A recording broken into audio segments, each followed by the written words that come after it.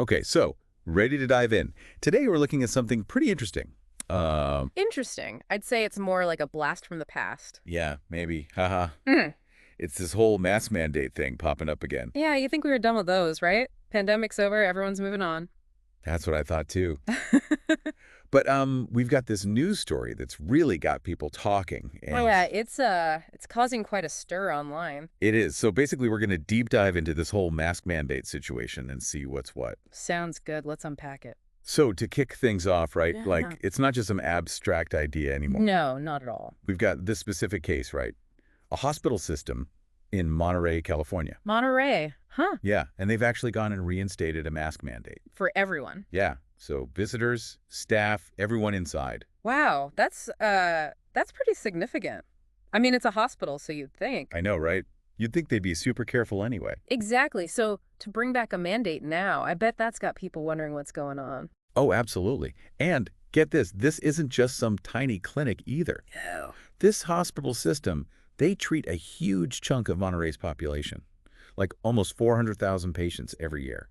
400,000. Wow. So this mandate, it's not just affecting a handful of people. Nope, not at all. And you can see the impact. I mean, just look at the reaction online. Oh, yeah. People are not happy. You've got people saying it's an outrage. Some are straight up angry. It definitely touched a nerve. It really has. Mm. So I'm curious, from your perspective, what do you think is driving such a strong reaction from people? Well, we can't ignore pandemic fatigue.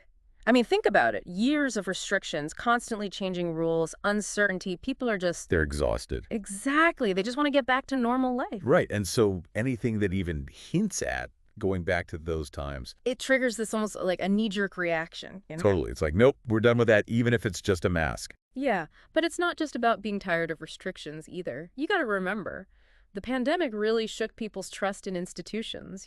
Oh, yeah, especially with all the back and forth, the changing information, the guidelines that didn't always make sense. Exactly. So for some, it's not just, ugh, a mask. It's, wait, who are you to tell me what to do? I don't trust you. That's a really good point. It's about the authority behind the mandate, not just the mask itself. Exactly. It becomes a symbol.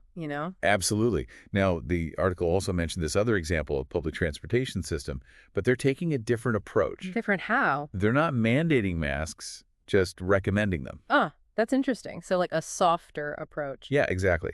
And I thought that was interesting because, well, public transportation, that's like the veins of a city, right? Yeah. Everyone uses it.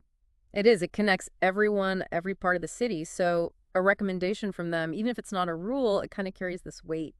Because they're the ones making it all work. Yeah. Yeah, and it kind of puts this idea of, like, collective responsibility out there. We all need to do our part, even if it's not a law. So it's more of a nudge than a shove. Yeah, exactly. Yeah. And it raises all these questions like, will people actually follow a recommendation? Is that enough to change behavior? Or will they just ignore it? And then, is it even effective? Just a suggestion. Right.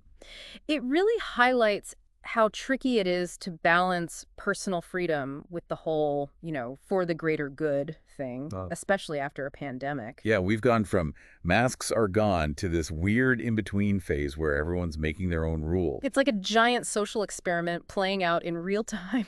So for everyone listening, what we're seeing here is bigger than just masks, right? This whole thing is about trying to figure out what normal even means after a pandemic. And how much individual freedom are we willing to give up for the sake of public health? Exactly. And who do we trust to make those decisions?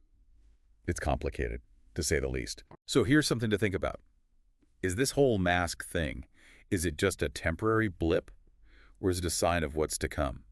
We've learned that things can change quickly, so staying informed is more important than ever. Keep asking those questions, and we'll see you next time for another deep dive. See you then. Bye.